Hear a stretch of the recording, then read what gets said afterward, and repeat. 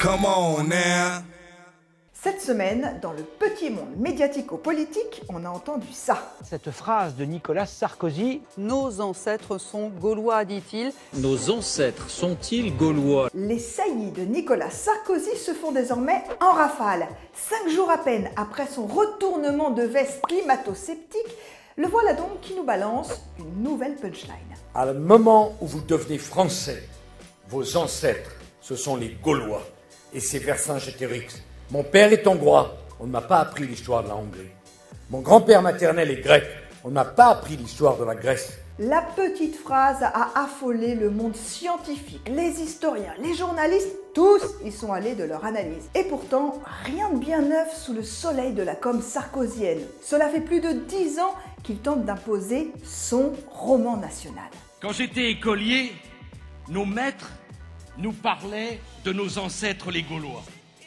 Ni les maîtres, ni les élèves n'étaient dupes, mais c'était un acte de foi. Mon père est hongrois et mon grand-père maternel était grec.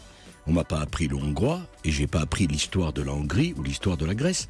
J'ai appris l'histoire de France. En communication, la répétition entraîne la fidélisation. L'objectif, c'est de créer une communauté sarko-gauloise. Qu'importe si l'argumentaire est pauvre, l'image d'Épinal, ça marche toujours et sur le plus grand nombre. Et si beaucoup, comme Alain Juppé, dénoncent la nullité des débats, tous sont tombés dans le piège. Faut-il faire un cours d'histoire à M. Sarkozy qui visiblement en a besoin? J'ai un grand-père pied noir.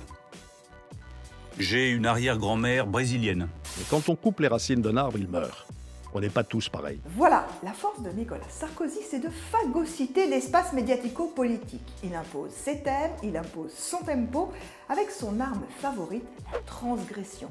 Et dans une campagne qui divise le même camp, la surenchère risque bien de s'emballer. En tout cas, pour la séquence gaulois, c'est carton plein. Elle a monopolisé la semaine politique. Et pour finir, un coup d'œil à notre baromètre politique des réseaux sociaux. Sur Twitter, Nicolas Sarkozy est de loin la personnalité la plus commentée. Et sur Facebook, Marion Maréchal Le Pen a doublé sa tente cette semaine. Common, vous ne verrez plus jamais la politique comme avant. À la semaine prochaine. Come on now.